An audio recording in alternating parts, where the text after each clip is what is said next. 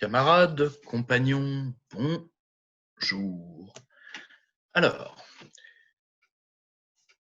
on vous parle un peu trop de souveraineté en ce moment, et pour pouvoir, disons, faire sonner à vos oreilles des mots clinquants et, et vous retirer des espèces sonnantes et trébuchantes des poches.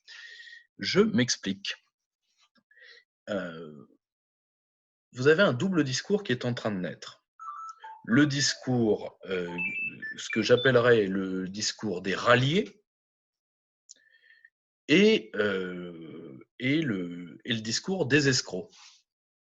Vous voyez, il y a un double discours qui se fait au nom de l'idée de souveraineté, mais qui essaye avant tout soit de vous revendre des personnes, soit de vous revendre des concepts en contrebande dans les deux cas. Alors, vous avez les caves qui découvrent le souverainisme, donc ça, c'est pour vous vendre des personnes. Alors, il peut y avoir des conversions tout à fait sincères, ça, je me dis je n'ai aucun souci.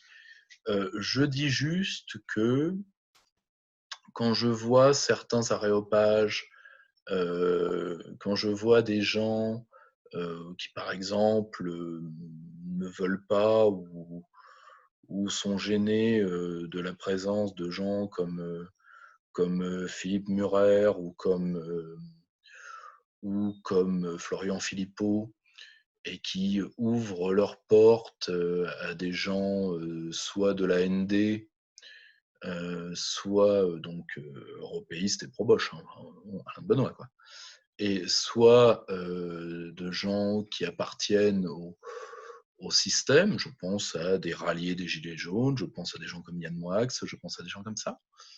Je me pose des questions, voilà, sans jugement aucun. Hein, moi, je n'ai pas d'adversaire dans les camps de la souveraineté, mais je me pose des questions, quoi. Voilà, c'est ce qui est cogito ergo sum. Donc, je pense, donc je suis. Donc, le questionnement est un fait sain et nécessaire.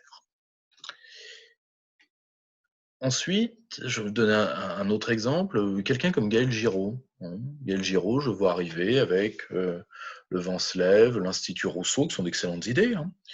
Mais moi, quand je l'ai connu, c'était un turiféraire de l'euro, ce qui déjà faisait douter énormément de gens de sa qualité en tant que technicien.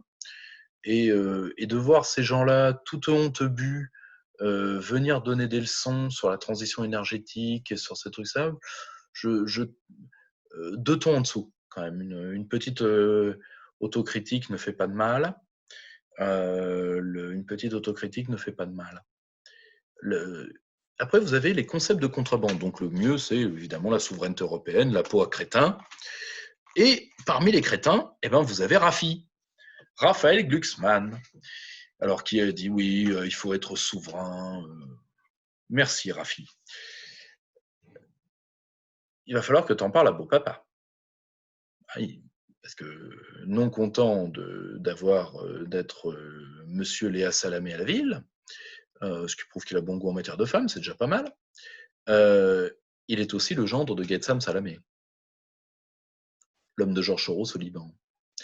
Il a été, pour insulter l'armée française par son documentaire ignoble, l'un des intellectuels liges du régime de Paul Kagame.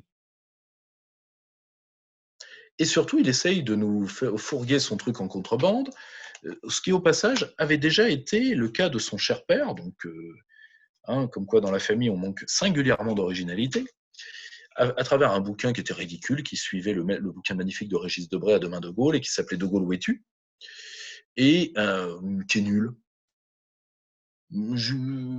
Voilà, juste le blanc, juste nul. Alors évidemment, il faut respecter la marche de l'histoire des idées. Il est tout à fait normal qu'il y ait une dialectique et que des gens, par leur construction intellectuelle, arrivent à formuler les mêmes choses dans des termes différents par rapport à leur prisme de la réalité. C'est tout à fait normal. C'est sain. Par exemple, quand je vois d'un exemple, quelqu'un que je trouve vindicatif par ailleurs, mais qui a des théories intéressantes sur l'État, qui est Brantôme. Thomas Brantôme, écrit avec Une histoire de la République avec Jacques de Saint-Victor. La- c'est sain, c'est normal, c'est bien, c'est correct. Le, on peut se recouper de toute façon à un moment, sauf si on veut pas gagner, hein, si on pense ce que pense d'ailleurs une partie des souverainistes de gauche, hein, c'est-à-dire qu'ils seront la caution, comme l'a été leur maître Chevènement, la caution d'un gouvernement libéral. À titre personnel, j'y crois très modérément. Mais parce que le gouvernement libéral central n'aura jamais besoin d'eux. Ils peuvent se palucher éternellement. Ils n'y arriveront pas. Mais de voir des gens dont toute la vie, toute l'œuvre, on pourrait parler de Caroline Fourest également, par exemple, ou de Jacques Julliard, enfin des gens qui ont été l'anti-France dans ce qu'elle a de pire. De voir ces gens-là touchés par la grâce, à titre personnel, je ne suis pas convaincu. Et surtout, pour une partie de ces gens-là, vu leurs actes, moi, vous savez, je suis un antique, hein, donc ni pardon ni oubli. Donc, pas de balle. Mais surtout, n'oubliez jamais que la souveraineté européenne, ça veut dire plus de souveraineté européenne, ça veut dire moins de France, toujours. Hein, souveraineté européenne partout, c'est France nulle part.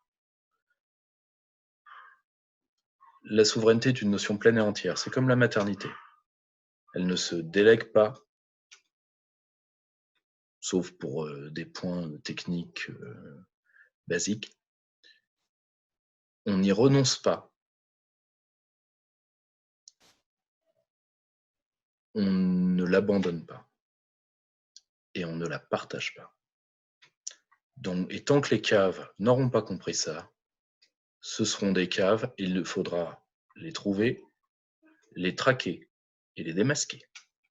Abonnez-vous à la chaîne, n'oubliez pas la cloche.